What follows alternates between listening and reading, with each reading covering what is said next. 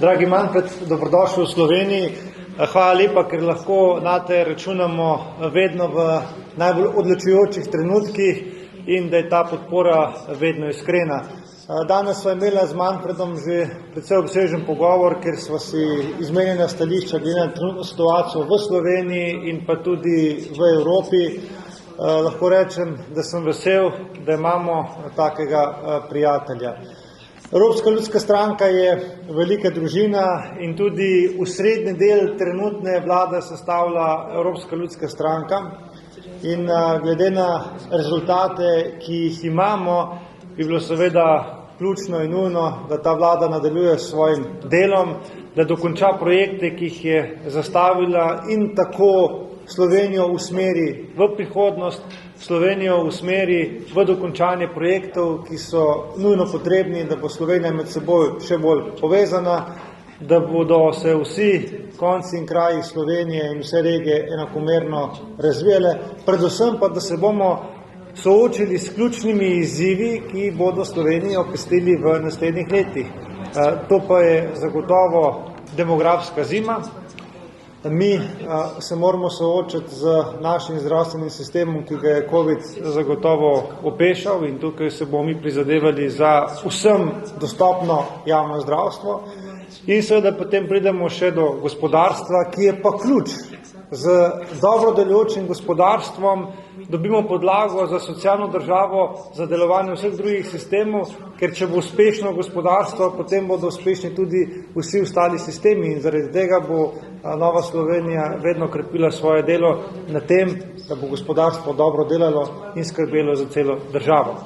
Ker pa seveda v tej vladi sodelujemo zdaj dve stranki EPP-ja, me marsikdo sprašuje, kakšne pa so razlike, in številni govorite, zakaj pa nismo bolj drugačni, še enkrat povemo, da stranke, ki sodelujemo v tej vladi in izhajamo z Evropske ljudske stranke in smo del iste politične družine, imamo, bi rekel, čez palec seveda 80% našega programa enakega. Tudi zato smo del iste politične družine, drugače bi bili morda kakšna druga. In zaradi tega so te kritike neutemeljene, zakaj nismo drugačni. Zelo smo podobni ravno zaradi tega, ker smo del iste politične družine. Ampak kljub temu obstajajo pomembne razlike med temi strankami, ki sodelujejo v vladi in so del Evropske ljudske stranke, in zaradi teh razlik imamo tudi dve različni stranki, ne pa eno. In naj jih omenim. Nova Slovenija je že naredila transformacijo pri generaciji. Novo Slovenijo danes vodi mlada ekipa, ki se želi dokazati, ki je energična in motivirana, da dela za Slovenijo. In pripričan sem, da ste v teh 2 letih lahko opazili ministrsko ekipo Nove Slovenije, ki je zagotovo s svojimi rezultati dela dokazala. Druga pomembna razlika je v načinu komuniciranja. Komuniciranje Nove Slovenije je dostojno, mi ne žalimo, mi komuniciramo na način, da se da razlike povedati tudi na nežaljiv in primeren način. In seveda tretja pomembna razlika je ta, da smo mi stranka, ki stavi in gradi tudi na krščanskih koreninah, iz katerih je nenazadnje zrasla tudi zahodnoevropska civilizacija. Dragi Manfred, hvala lepa za tvojo podporo. Smo jo veseli smo, da imamo prijatelje v Evropi, v Evropski uniji, na katere lahko računamo tudi v težkih časih. Hvala lepa in dobrodošli. Dear Matej, ladies and gentlemen, thank you so much, first of all, for welcoming me here in Slovenia, in Ljubljana, in this moment of big decisions for the country and also for Europe. It's great to be here, and my first message is as leader of the EPP group in the European Parliament that New Slovenia is part of the biggest political family in the European Union. So we are the biggest political force in the European Parliament. We have today 2 out of 3 presidents of the European Commission in our ranks in the EPP family, and New Slovenia is a strong pillar in this team.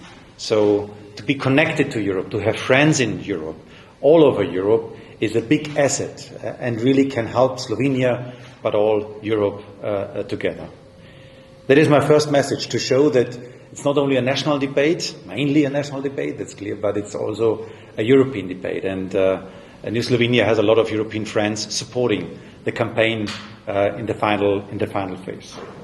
I want to underline that when I see the development in the last 2 years under the leadership of the EPP parties here in Slovenia, then it is a good development, especially the economic development is a strong one. And that really pays into the daily life of the citizens, that they have jobs, that they have well-paid jobs. Still things to be improved, no doubt about this, but it is positive.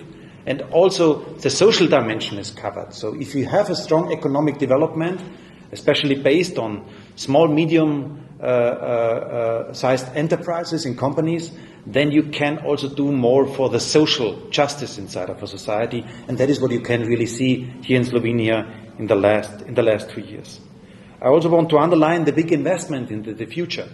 Let me also mention the Recovery and Resilience Fund, the European money, which is well spent in Slovenia in the interest about a modern country, when it is about climate change, when it is about digitalization. A lot of these aspects are in the hands of young, motivated ministers from New Slovenia, and all what we see from a European point of view is that Slovenia is really in the infrastructure field, in the digital field, is really setting not only national standards but also European standards. It's really one of the front-running countries. Having this in mind, let me also underline some more general points about efficiency of the state management, where I think the team of New Slovenia is really setting a good standard. You can see with our party, with the offer of our party, this main message of predictability. So you can count on what is promised. I think that is an extremely important value in today's political landscape. And what is also important, that the whole country can benefit. Not only cities or rural areas, but the whole country can benefit from the offers from New Slovenia. I'm a Christian Democrat, like Matej, a Christian Democrat, and this is probably in this moment of time more needed than ever before. Not because we are now after Easter, but more politically speaking, because we are living in a period of time where our societies are very upsplitted, where things are there are so much conflicts in our society. Not only here in Slovenia. Look to France. We will also have on Sunday in France an election. In a lot of countries you have very strong conflicts inside of the societies. And probably sometimes also the modern forms of communication with social media are not helping us to overcome this, because they are creating also some tensions inside of our societies. I say this because the idea of being a Christian Democrat is to bridge things, to bring things together. And that is also our offer to Slovenian people, to the future of the country, to overcome these splits and bring things again together. This is a very fundamental part of our concept of being a Christian Democrat. And finally, we all know that in this moment, when next Sunday Slovenians will go to their voting box and will vote for the future of their country, we are doing this in a moment, you are doing this in a moment of history again. It's a war in Europe since 24th of February in Ukraine. We are living in a new period of time. And in this moment of time, we need leadership. We need predictability and we need leadership. And I think that is what EPP, what New Slovenia can offer to the citizens of Slovenia. That's why today my main message is that they are doing a great campaign today in Slovenia, but they are also accompanied and supported by their friends in Europe. We are proud of our EPP parties here in Slovenia, and Matej, we wish you and the whole team good luck for next Sunday. Thank you.